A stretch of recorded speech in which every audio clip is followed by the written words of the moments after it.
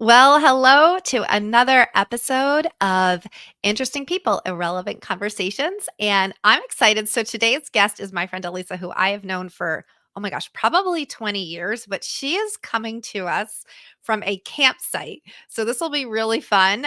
She is living the nomadic digital lifestyle. So you guys will get to hear a little bit more about that. And we're going to hopefully, all service and everything with her being outside will still work well. But let me introduce you to her very quickly before we find out what our irrelevant question of the day will be. She is a retired public school teacher and a leader who's continuing her leadership by working at various private universities. And so her experience, she has taught at all levels of public schools, providing leadership at district, state, universities. She really has a depth of experience in curriculum and instruction. And this has allowed her to develop support systems that really help further the educational experiences of those that she works with. And this is really cool. One of her proudest accomplishments is that she was selected by the 2024 graduating class of Strive Prep High School, which is in Denver, as the faculty member that actually handed out the diplomas to the seniors as they crossed the stage at the end of the year. So that's pretty cool to Mm, have them want to say, we want you to be the last teacher that we remember that hands us that. That's a pretty cool impact that you've had on those students. So we're going to go ahead and share our wheel of questions. We will see what pops up as our irrelevant question today. Are you ready? I'm ready. You know how I love spontaneity. I'm here for it. Okay, let's see. Ready, guys? All right. So our wheel is spinning, and some of our questions were given by other people, some are not. So we'll see which one pops up. And our question is this was from Yvonne hmm McHugh. So great question, Yvonne. What would you do all over again? So, what would you do in life all over again if you could? Yeah, so a form of this question. Thank you for having me, by the way. It's so exciting. Um, I've actually answered quite a few times, just a little bit differently, which is what stage of your life would you go back to if you could, which is kind of the same thing. What would you do all over again? I'm not going to like address this from a, hey, something I messed up and want to do differently, although some people would. So the phase of my life or what I would do over again is like my college undergraduate 4 years. So I went to school in Boulder, University of Colorado, go Buffs. Um, and it was without a doubt the most fun time of my entire life. You know, you're 19, 20, 21, 22, you're away from home, you really don't have any responsibilities. School was not that hard for me, so that was lucky. You don't have very many debts. Um, you're in that phase of your life where you're building relationships with people that are maybe different from people you experienced, particularly if you stayed in one place your whole life growing up, which I mostly did. And I got my elementary teaching license, and it was so easy. We used to do like our homework was make a poster of, I don't know, ways to represent adding 2 plus 2. So I took like my poster board and my scissors and my glue and my magazines over the house that we used to all kind of hang out at the party house. It was all engineers. And I'd be sitting there cutting out magazines, making my poster, and they're like, "What are you doing?" I'm like, "I'm doing my homework," and they're doing this really in-depth. I don't know what they were doing. It's like a totally different language, and So they're you're like, like "Oh doing my, kindergarten crafts, and oh yeah, they're yeah, yeah, yeah, exactly." And I'm like, "Okay, I'm done. Let's go down to the bar. Let's go do what you do when you're in college." They're like, "What are you kidding? We still have all this work to do."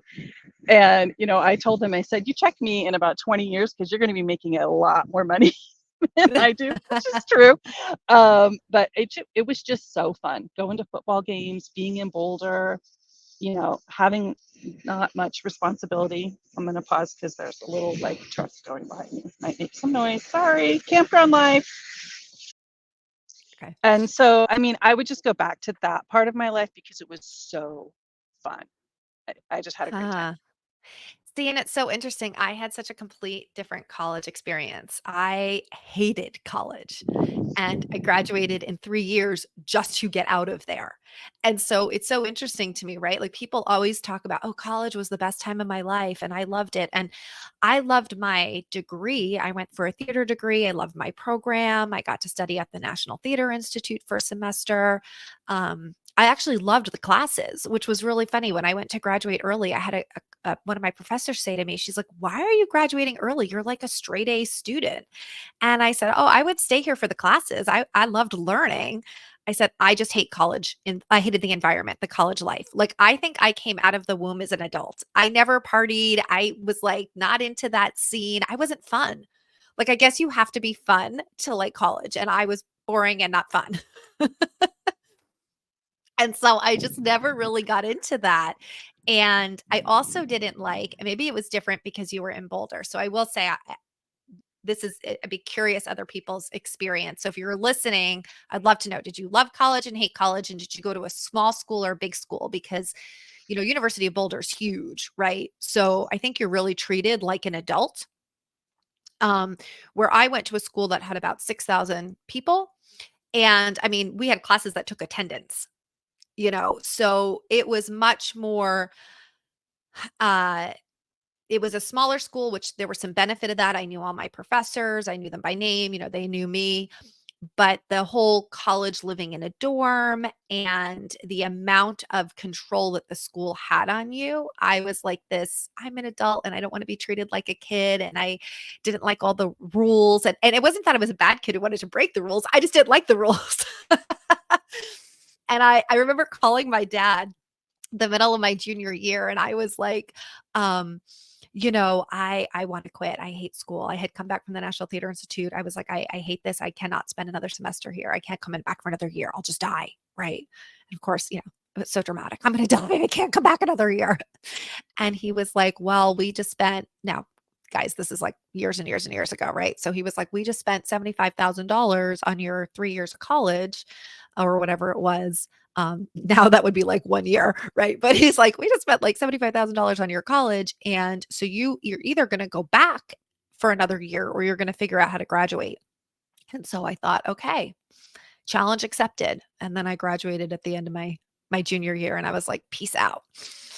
So I wonder if it's because it was if I had been in a larger school, if maybe I wouldn't have had that experience. Oh yeah, mine was totally different. We had classes of like 600 people. I lived off campus in a one-bedroom apartment, which I loved. And I could walk to campus and walk to Pearl Street Mall, which if anybody's listening is super familiar with Boulder, that's where everybody goes and hangs out and does the college thing. So yes, very different. And that makes sense. You're right. Not everybody has a solid, even educational experience that they'd want to go back to. What made you pick your college? How did you choose there? My freshman year, I thought I was going to go into hotel restaurant management. And so I went to University of Denver, which is a very prestigious private school in Denver, like actually very close to the city. And I drove back and forth from school to home. I didn't live on campus. Um, and I didn't like it there. I didn't feel welcome there. It's very Greek. I don't do sororities and fraternities. It's just not my thing. And so I didn't really feel plugged into the university. And I wasn't having fun. It was boring. And if you grow up in Colorado or pretty much anywhere, CU Boulder it's a party school.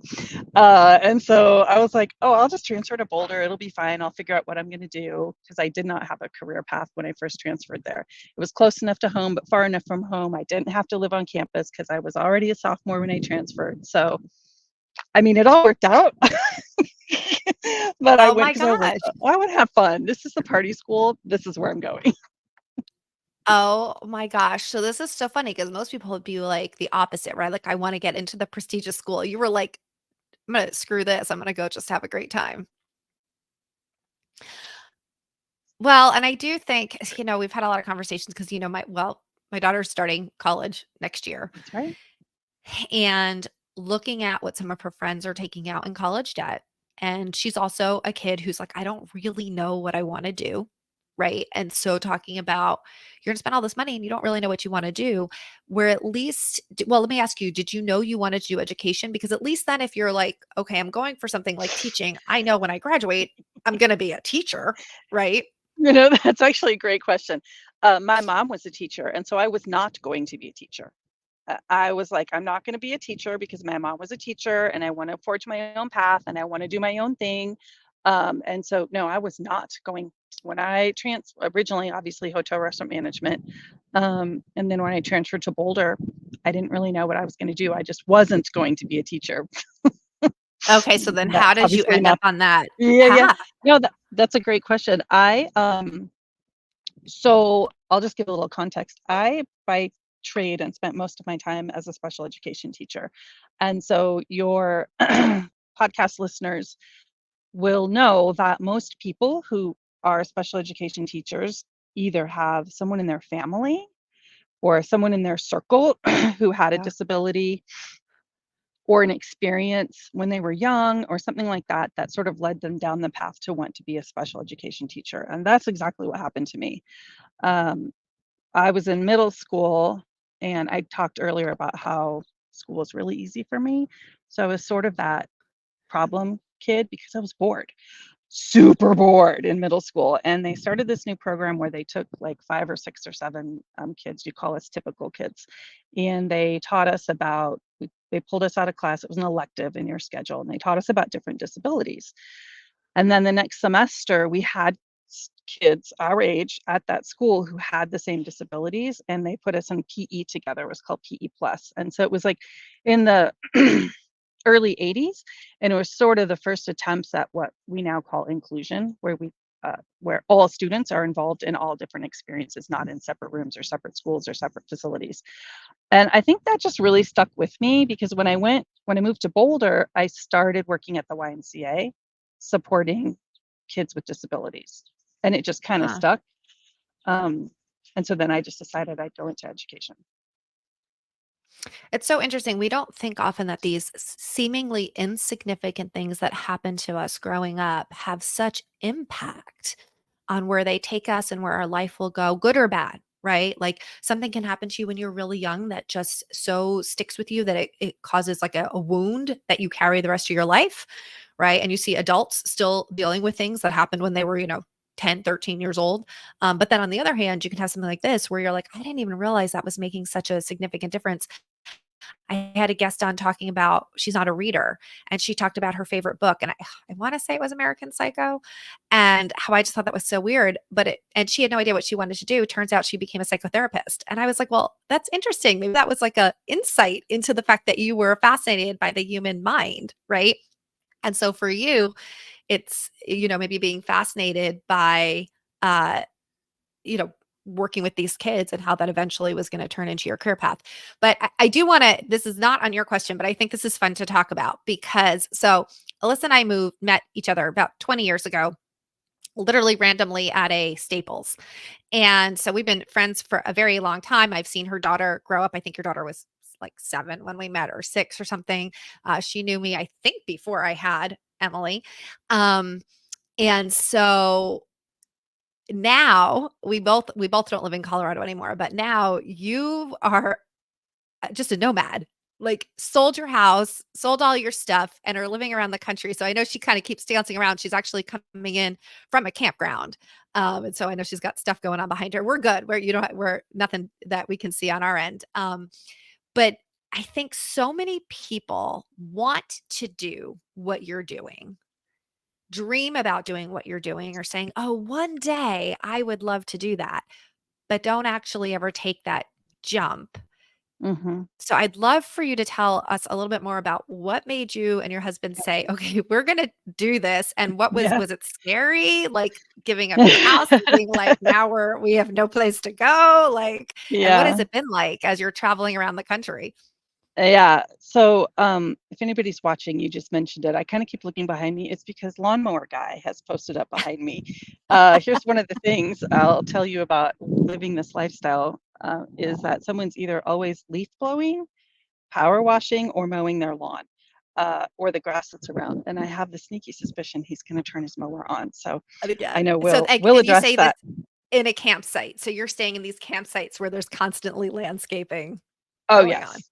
Yes, it's always that. Um, and so, if he does turn it on and he's literally right behind me, you and I will formulate a plan, but I'll just keep talking. So we actually purchased our first camper, gosh, many, many, many years ago, real simple. Didn't have a bathroom, didn't have a shower, uh, it didn't have an air conditioner. And we kept that little yellow camper for about 10 years. And our trips got progressively longer. We do a weekend and then we do 2 weeks, and things like that. And so we just sort of Without the bathroom. evolved. I just wanna preface that Oh, one didn't well, have a for first bathroom. the 10 years without the bathroom, yes. And you and I were very close together at that point. This is when our lives really intersected. And so, yeah, you would have been like, this is the time when you wouldn't even drive to the mountains. Remember, you're Yeah, like, no. someone has to drive me up I-70, Do you which was remember that? hilarious. Yeah, so I moved to Oh, yeah. Colorado, guys. I was afraid to drive in the mountains. So when we had to go do things, I would have other people drive because I was, like, Mhm. too scared. Those roads were crazy, and I grew up in Uh-huh. Jersey on the Jersey Turnpike, and I was like, "Nope, I am not driving in these mountains." Yeah. That's right. Oh, yeah. So we just progressively got more sophisticated campers, we'll say, and took longer and longer trips. And as we got about 5 years away from me retiring, which was not necessarily 5 years ago, but oh, he's moving on, thank gosh. We started talking about this. We were like, let's take longer trips. And so we took about a 4-week trip from Colorado to the Pacific Northwest. And I remember being really nervous. What if we run out of cotton balls? What if we, note to self, you can buy cotton balls almost anywhere. And so it was good that we did these little practice trips. And we just started talking more and more about just wanting to do this more long term. So we started talking about this about 3 years, like really talking about going full time about 3 years before I retired. We started doing what we called the mini purge. We had a 2,600 square foot house just outside of Denver, that I had been in, like you were talking about Emma, since Emma was 4. And, I'm not a minimalist. And I think this is a wildly weird American phenomenon is we buy a big house and then we think we have to fill it with things. Note to self, please don't do that. If you're a young listener and you just bought a house, don't fill it with stuff. Um, so we just started doing the mini purge, and then things happen at my work site that caused me to accelerate my retirement. So we actually, and I say we retired because I've been married for a while, we're a team. People go, your husband retired too? I'm like, no, we're a team. So then accelerated Hold on, us. hold on. We We're had to gonna have start to really getting we're gonna have to really pause. You're fast. frozen, And you talked Alyssa. about Hold on. Hold on. Can you hear me? fears and what was hard about it. And what was Alyssa, really you're hard about frozen. it was purging the house and deciding what to get Hold rid on. of Can you hear and me? Can you hear me? deciding what to Or can you hear? store. No, you can't hear me. And there Okay, are can you hear me things in a yet? house that aren't important. And Alyssa, there can are, you hear me? Can you hear me? yep, Okay, you were frozen, so you're gonna have to go back. I had a pause. you're good. Yep. Okay, you're still frozen on camera. Wait, well, let's wait. Where's a good spot to pick up? So let's go Okay. back to let me think.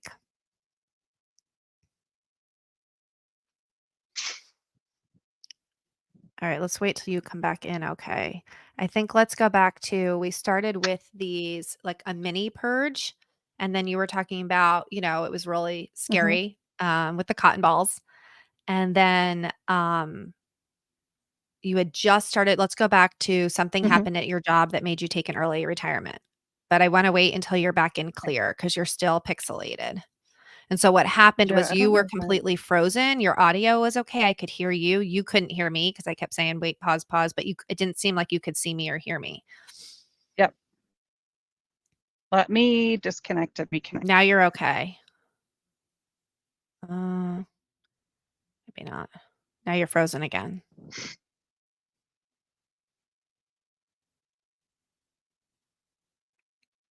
Okay. Let's see if you try talking now.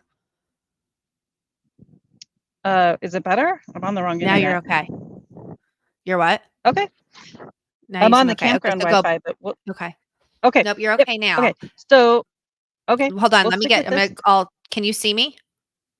Yes, and I can hear you Okay, too. so when I go like this, I'll say like start again. So let's go back to because I'll have to hit unpause and then give it a second to kind of load back up. Go back to something happened that so we had been wanting to do this, but then something happened that made me want to Mhm. retire. Okay, ready? Okay, we're back. And so something happened at the last job I left, I was an assistant. No, we lost you.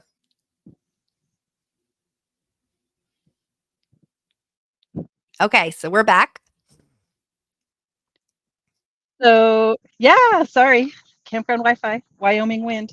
Um, so some things happened at the last school that I worked at, and I decided to look into early retirement, and we're able to do that, which was great, right? I wasn't having a great time at work anymore, and so we retired early. But what that meant is we had to get everything out of the house a year earlier than we were anticipating because we were committed and we were selling the house. And so I would say that time from November through mid-January, before we put our house on the market, was extremely stressful. Hmm. This is when you're walking around your house and you're like, where do I start? And what do I do with this picture? And what do I do with this keepsake? And what do I do with my kids' things? And my husband, he'll tell you he's a serial hobbyist. So we have beer making supplies, fly fishing supplies, Nerf guns, um, Legos. We had gotten really into Legos over Oh my COVID. And so gosh. we probably had 50 sets of Legos that weren't built and probably 75 sets that were built. And so it was just really, really hard because we committed we weren't going to keep anything. And the realtor said, empty your house. So we went from a 2,600 square foot house completely full to about 70 boxes and one rocking chair. And that is all we kept. Wow. So that was hard. And driving away from that house was hard. And I knew it would be. I knew it would be hard. Because, like you said, that's where my daughter, she was 4 when we moved in. You know, so many things happened in that house or affiliated with that house, animals that you keep that pass away that are Yeah. associated with that space is that was hard. Um, so I would say that was the hardest part of it. But so we've been on the road now since February. And so this recording, it's August 1st, right? Happens to be Hmm. Happy Colorado Day. It's Colorado's birthday, by the way. And so we've been on the road almost officially 6 months now. Um, and I knew at about the 4 week mark, I would be like, because that's about when we would go home. Um, but it's been to be able to be in so many different places and see so many different landscapes and do so many different things. Um, I'm okay. We'll see. I think I'll be okay. We're on the road for 4 months and then we'll go back to Florida and have a couple of months where we just stay put and then we'll launch again. Well, that was one of the questions I had asked before we started recording is kind of what your time frame is, and you had said we're committed for 2 years, and then we'll kind of see where life takes us.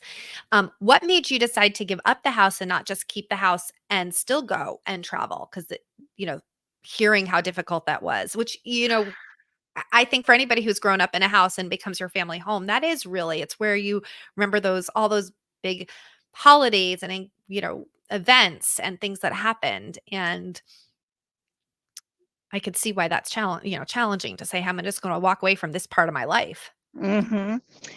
I think a couple of things. I think one, it was a financial decision, and two, like we just don't want to have the ties. My husband has had rental property his whole life, and people are like, "You could rent this house," and it's true because it is in a very prime location, very close to the highway. It's a really nice house.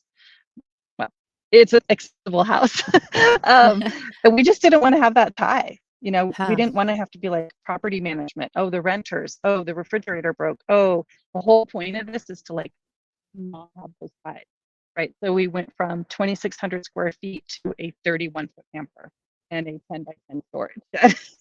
Wow. If you guys didn't catch that, it was a 31-foot camper and a 10 by 10 storage unit. That is a lifestyle change for sure. And I, Totally. I that's interesting. There is something about kind of cutting those ties and saying, I'm moving on to this new piece of my life, right? And not having that tie back for there. So I can Mm-hmm, appreciate that.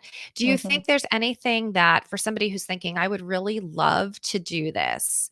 mm-hmm, But I'm just nervous and I'm just scared, and we should preface that your husband does work remote, so he's still working and they're not fully retired and that you still work, from the camper, and I think this is becoming a more feasible option for people as more and more, careers have remote options, right? Mhm. And so for that person who's thought maybe I could never do this, it does become more realistic, I Mhm. think, for people. But are there things that you feel like you wish you had known beforehand that you would have said, oh, we should have looked into this a little bit more before we took the leap? Mhm. Because one thing you shared that I thought was really great is that you started with these smaller trips to kind of Yes. build up your muscle Yes. of, okay, can I really do this? Because I'm also thinking, Yes. could I really stay in a small pace with another person, just the two of us for that long? Yes. Yeah, and that's exactly where I was going to go with that. Like, we're in a bunch of groups of people who are full timers and things like that on Facebook, and for the most part, when I see people who are struggling, it's because they didn't plan it out, right? Or maybe they're like, "Hey, I just bought a camper. I'm going on the road." Like, whoa, there's a lot of in between. This is our fourth camper. So it's not like we haven't camped before, and we know what you need and what you don't need. You want to be thoughtful about, like, what lifestyle do you want to have. For us, knowing that my husband works full time, we need to have a dedicated space for him to work. So it's important that you, just like when you're buying a house, you have negotiables and non-negotiables. Maybe you want a two-car garage. Maybe you want trees. Maybe you don't want an HOA. It's the same with this. So you want to make sure that you're thinking about what lifestyle do you want to lead. There are so many different ways you can travel. You can be in a travel trailer like us. You can be in those big, they're called Class A's, they're like buses. You could be in a conversion van where you're in a van and all your stuff is there. There are lots of different ways you can do this. And so go to camp. I used to think this is weird.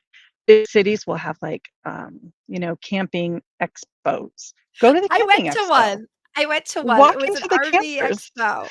Yeah, Yes, 'cause I was like, exactly. well, so, my whole thing was when Emily graduated before, when I was kind of not in a relationship and everything, I was thinking, okay, I'm gonna go live in 8 different cities for her 8 semesters of college. That had been my goal that I had been planning on, and then I met Jack, and that kinda went in a different direction. But I've always been like, "Okay, could I do a camper?" I've never done that.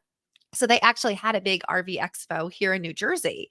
And I went and I brought my brother and sister-in-law came with me and the kids, and they were like, "Are you really thinking about doing this?" And you're right, it is really interesting because there were things that just from talking to the other people that you don't think about, you know, even things like how heavy it is to like drive one type of RV versus another one and the gas that's involved in that, or having to park it and then level it. And if you're doing it single by yourself versus if you're with somebody else. And so what I do think is pretty cool about the community, and you give a great tip of getting into Facebook groups with people who are doing this, is that I do feel like people who are in that community, they want to share what they've learned. They want to share their knowledge. They want to help that new person come along because people were very open and generous with even just talking at the RV show about, and I'm not talking about the people working there. I'm just talking about the other attendees being like, "Hey, think about this," and "Hey, you should do this." And that was kind of cool. It also made me realize like how I was thinking a certain size, and then I was like, "Wow, I'm 5'10". This is not going to work for me. I am a big person. I feel claustrophobic in here." So even just being able to see that was good. What is your favorite part? Like, what is the best part about this for you guys? I mean, we all have our own, like, personal things. I love national parks, national monuments. Um, and those aren't the only, there's a bunch of different things. So you might have listeners who know what a national passport book is. I should have got it. This is a cool little thing you can get through the national parks. I think it's nationalparks.org. And what it does is it tells you where all the national monuments are and national parks and national seashores, um, national wildlife refuges. And you take your little book and you walk into the visitor center, and there's this little place. It's called a cancellation location. And you open your little book to that page. So, for example, we just left Voyageurs National Park, which is in far north Minnesota. Across the river is Canada.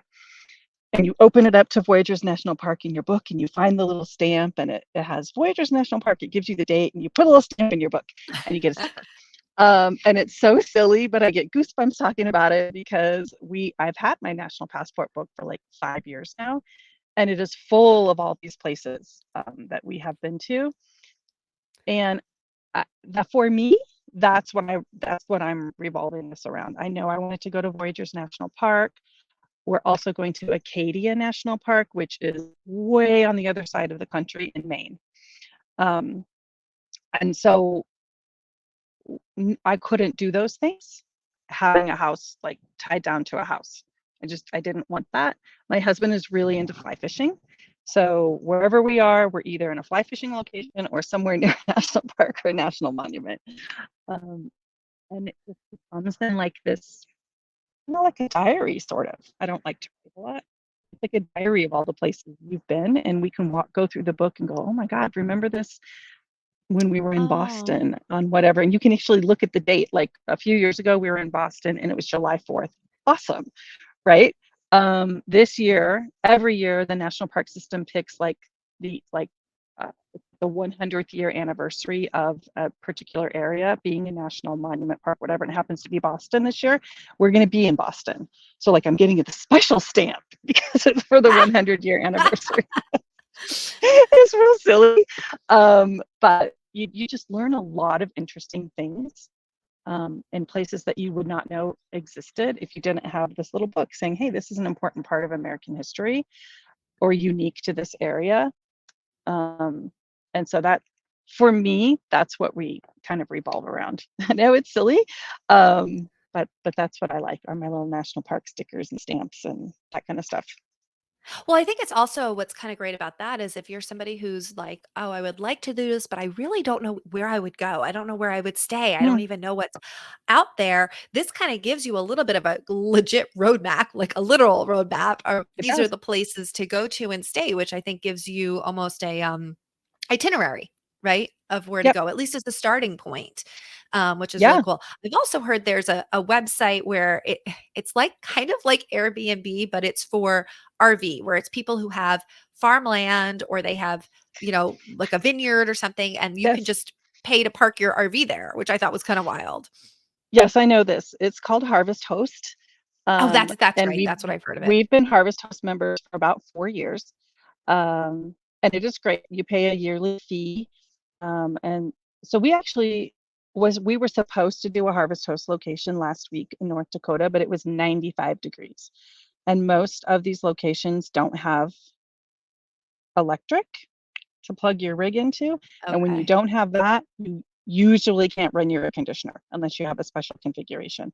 So, but yes, we've done Harvest Host. You pay the yearly fee, and this little map pops up. It shows you where all the locations are. You communicate with them, and they say, sure, come on in. There's most of them ask that you at least purchase something, whatever it is that they're selling, because this is about supporting small businesses. Another thing I love about being able to do this. So we've been to wineries, we've been to distilleries, we stayed at a farm in Oh, how rough. I have to purchase Ark. wine. That would be tough for Yeah, me. Yeah. rough, right? Arkansas, he had llamas and all kinds of stuff. We stayed at a winery in Illinois, and you basically just park in the parking lot. And so Wow. then we walked up to the winery and they were like, oh, we have wine slushies, but we close in like 15 minutes. And we're like, oh my gosh. And they said, you're our Harvest Host people, right? And we're like, yeah. They're like, here, just like 4 pitchers of wine slushies and then just leave them here tonight when you're all done. And so we just drank the wine slushies and put the empty pitchers up at like 11 o'clock and went to bed. Okay, now you're getting into my kind of camping. It's great. I do love Harvest Hosts are really, really great. It's just a really neat way to help people who are trying to like do their own thing and have something they're passionate about. And you brought up a good point about like having a launch off point. I think that's it. Like if you're going to do this lifestyle, what do you love to do? For my husband, it's fly fishing. We spent a month in Wisconsin, in a particular area of Wisconsin, because it's very known for fly fishing. So like I would think, what do you love to do? Do you like to bird watch? I don't know. Do you like to hike? Do you like to ride motorcycles? Do you like to cycle? Right. And Yeah. then weave that into where you're going and family. You can also visit family.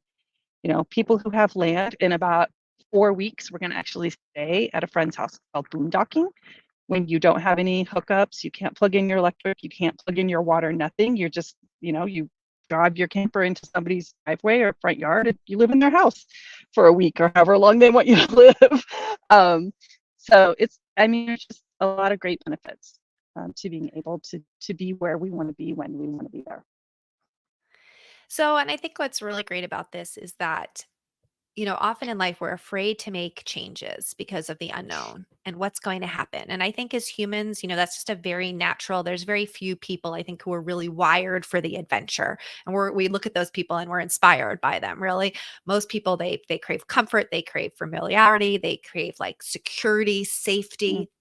So I mhm, think what's important in what you're doing is the reminding yourself that, hey, if this is something I've always wanted to do and I try it, I can change my mind. And so I love the idea of like take a month. Maybe you just do a month and you try it out. And if you decide at the end of the month you don't like it, guess what? You don't ever have to do it again. Right. But it's the when we don't take the chance, when we don't step out of our comfort zone, when we don't pursue those little things that go, oh, I wonder if I could. Like, I think that's where this is kind of this joyless living, right? And this is where we, 30 years later go, wow, I wish I had, or what if I had, or, what if I had done? And I'm always impressed and admire people who say, I'm not sure if this is going to work out. I'm not sure if this is going to be something I'm going to love, but I'm willing to try it to see, you know? And I love that about what you guys are doing. And I've been following on your Facebook and seeing your different adventures. And would you guys agree, like listeners, isn't it's inspiring when people say, I have this dream to do something and they actually go and do that. And so if you have a dream that you're inspired to do, what could be the first step to getting you closer to trying that? And sometimes it's just that small step. It's like what she said, maybe it's just a weekend camping trip is your first step. And then maybe it's just a week or it's just a road trip or you know, um, just taking tiny steps towards those bigger dreams. Because it's going to be pretty cool to see in 2 years. I'll be curious in 2 years if you guys say, okay, we're done, or you know what, we really love this. We're going to continue. Or maybe, I don't know, maybe you go international and you start to say, okay, we saw everything we want in the US and now we want to go see the rest of the world. I mean, there's just so many possibilities. I also mhm, think what's really good about what you're doing is that most people, there is a stat that most people live and die within so many miles of where they were born. And it really limits um, our exposure to other people and other cultures, even within our own country, other viewpoints. And I think you grow a tolerance and an acceptance and a more gracious, compassionate attitude when you're exposed to different parts of the country, different types of people.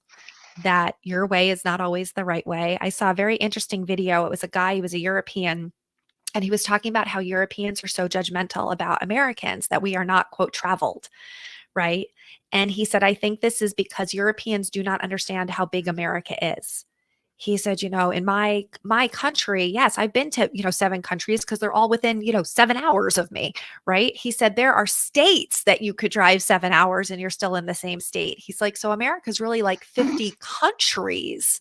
So it's not that Americans are not well traveled. They don't need to travel outside of the US. They can go to 50 countries and mm, just drive there, right?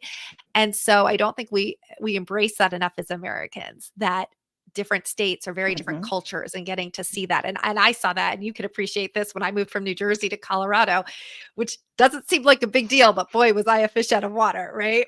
Do you remember one time we went, they said we went on a wagon ride in the mountains and they said we had to wear boots. And so I showed up in boots and they had 3 4 inch stilettos on them. And the guy is looking at me and he's like, lady, you were supposed to wear boots. And I was like, I am wearing boots. What I remember most was you would be like, people wear, why is everybody wearing jeans? Because it would be like semi-formal. And when you're in Yeah. Colorado, that's like jeans and a blouse. And you're like, jeans aren't formal. What's going on? Yes. I had all black. I only dressed in all black. And people would ask me, they were like, "Oh, are you coming from a funeral?" I'd Oh be my gosh, I'm like, "What, hilarious. people wear other colors? So Why? funny. Black is the standard New Jersey outfit. What are you talking about?" Yeah. Um, Hilarious. I did want to bring up one more thing. You had talked about like what's a tiny step, like tiny steps in the right direction. I don't know if you're familiar with the book Atomic Habits, oh, I love that but book. if you haven't, Atomic Habits is a great book that said exactly what you just said. It's all about like decide what your passion is and make tiny steps towards it. Yeah, and just it's working with women my whole life, it's sad to me when I see people who they want to try something, they have a dream, but they're just so afraid. They're so Yeah. afraid of the what if. And Hmm. so I have always been, I'd rather know and be able to go, okay, that's not for me, than wonder and have the what if, you know? And as I think as we get older, we look back and we go more like, okay, where could I have said what if? Or what if I had done this instead? Where would the whole projection of my life change? So thank you for being here today. Do you have an Instagram where people can kind of follow your travels, or where can they, if people are like, hey, I just want to kind of follow you, where can they do that? We do have an Instagram, and it's for our cats. Because one thing Oh, I did not say is that we travel with cats, two that's right. cats. I've seen the cats. That's right. And so the Instagram is at Adventures with Rampage, um, because we left them for about a month when they were young. Now, not by themselves. Somebody came in and watched them every once in a while at the house before we sold our house, and they tore that house up. We called them Team Rampage. We got home from that trip. We were like, what happened to these blinds? So they're called Team Rampage. They're a little over a year old. And so we have an Instagram page for them. And actually, we're branded, and we just set up a YouTube channel, I guess, but we haven't done anything with it yet. All So right. right now it's Instagram, and it's Adventures with Rampage. Um, our little brand is an Airstream with a cat sitting on the roof and a cat sitting in the window, which is perfect because one of our cats hates the outside and the other one loves it. So that's Oh, the best place right now. And then once we get our YouTube channel up and going, we'll also obviously add that to the Instagram page. and we'll put this guys in the show notes so you'll be able to find it. Well, thank you so much for being here. I know you need to get back to work. It looks absolutely gorgeous where you are. If you guys are listening, It she's is in this pretty. beautiful behind her, like mountains and trees, and it I just can tell. looks amazing and like super clear. And you can see the other campers behind her. And so, yeah, very cool. That's our camper right So, there, the silver one. okay, so you guys can see that's where she's living. Well, if you make your way out to the East Coast, come let me know. I will come visit you. We That would are. be We fantastic. are. So We definitely keep are. me posted. And guys, thank you again for listening to our episode. So if you liked today, then I hope you subscribe. If you'd love to leave a review, if you loved it, again, if you didn't love it, it's okay. No review needed. But join us next time because we'll have another interesting person with another irrelevant conversation. Why? Because life is worth laughing at. Thanks for listening. We'll see you next time. Bye, everybody.